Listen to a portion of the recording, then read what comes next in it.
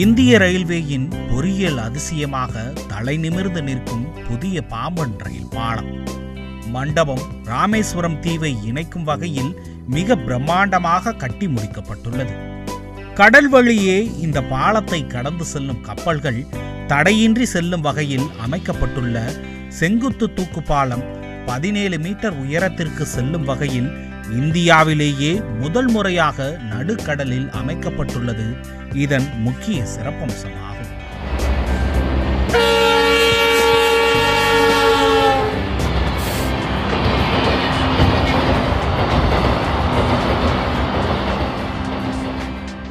ராமநாதபுரம் மாவட்டம் மண்டபத்திலிருந்து ராமேஸ்வரம் செல்ல ரூபாய் 550 கோடி செலவில் புதிய ரயில் பாலம் பாம்பன் கடலில் அமைக்கப்பட்டுள்ளது.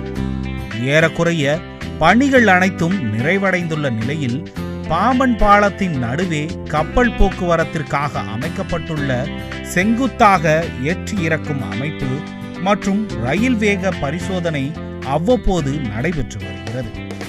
அந்த வகையில் ரயில்வே தென்மண்டல பாதுகாப்பு ஆணையர் AM சௌத்ரி நேற்று தனது ஆய்வை தொடங்கி 2ஆம் நாளாக இன்றும் ஆய்வுகளை மேற்கொண்டார். நேற்றைய ஆய்வின் போது பாலத்தின் பல்வேறு பகுதிகளில் நடந்து சென்று அதன் கட்டுமானத்தன்மை குறித்து ஆய்வு மேற்கொண்டார். அதன் தொடர்ச்சியாக இன்று பாம்பன் பாலத்தின் நடுவே அமைக்கப்பட்டுள்ள லிப்டிங் கிரிட்டரை ஆய்வு செய்தார். அச்சமயம் ரயில் பாலத்தின் மையப்பகுதி செங்குத்தாக ஏற்றி இறக்கி சோதனை செய்யப்பட்டது. மேலும் மண்டபம் ரயில் நிலையத்தில் இருந்து ராமேஸ்வரம் வரை சுமார் 80 கிலோமீட்டர் வேகத்தில் ரயிலை இயக்கி சோதனை நடத்தப்பட்டது.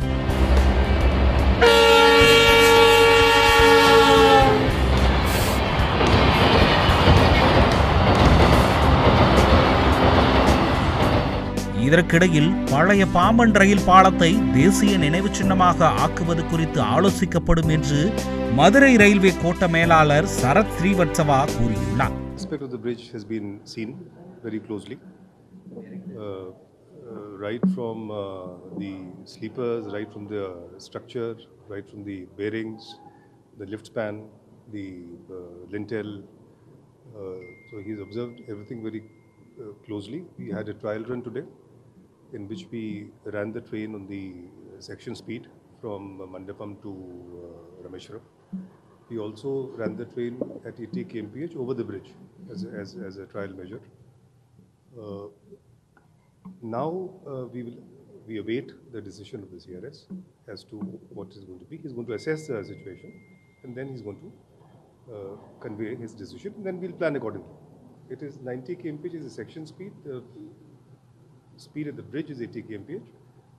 Earlier, when the bridge was in the old bridge, it was about 20 kmph, but we also have to see that there's a curve, there's habitation.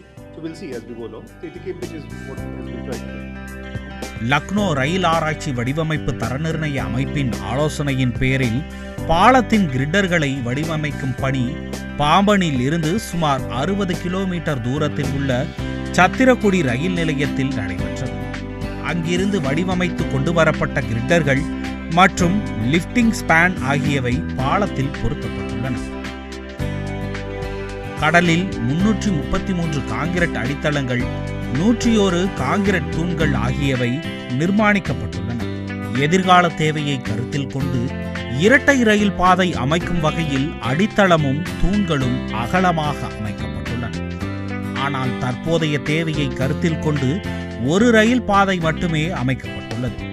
சுமார் 2.8 கிலோமீட்டர் நீளமுள்ள புதிய கடல் பாலத்தின் நடுவே பெரிய கப்பல்கள் சென்று வரும் வகையில் பாலத்தின் நடுவே 72.5 மீட்டர் உயரம் கொண்ட லிப்டிங் கிரிட்டர் செங்குத்தாக மின் இயந்திரவியல் சக்தி மூலம் திறந்து கப்பல்களுக்கு வழிவிடும் வகையில் உருவாக்கப்பட்டுள்ளது. ஆனால் பழைய பாலத்தின் இருபுறமும் 5க்கும் மேற்பட்ட தொழிலாளர்களை கொண்டு மனித ஆற்றல் மூலமே பாலம் திறந்து மூடப்பட்டு வந்தது என்பது குறிப்பிடத்தக்கது. அந்த வகையில் இந்த புதிய பாம்பன் ரயில் பாலம் இந்தியாவின் முதல் செங்குத்து தூக்கி பாலம் என்ற பெருமையை பெறுகிறது. கடலில் 6790 அடி நீளத்தில் அமைந்துள்ளது. கடலின் குறுக்கே 100 வளைவுகளை கொண்டுள்ளது.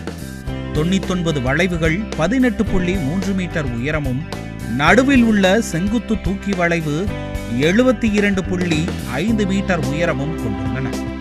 அருகில் உள்ள 110 ஆண்டுகள் பழமையான ரயில் பாலத்தை விட புதிய பாலம் 3 மீட்டர் உயரம் கொண்டது. இங்கு பயன்படுத்தப்பட்டுள்ள அனைத்து தளவாட பொருட்களும் ராமநாதபுரம் அருகில் உள்ள சத்திரக்குடி ரயில் நிலையத்தில் இதற்கென்று அமைக்கப்பட்ட பட்டறையில் இருந்து தயாரிக்கப்பட்டதாகும்.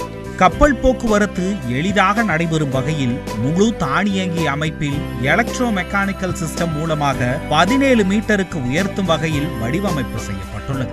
இது போன்ற பெரிய கட்டமைப்புகளை உருவாக்கும் இந்திய ரயில்வேயின் முயற்சி ரயில் போக்குவரத்தை நவீனப்படுத்தவும் ரயில் போக்குவரத்தின் மூலம் பல்வேறு பகுதிகளை இணைக்கவும் உதவும் என்பதில் துளியும் ஐயமில்லை.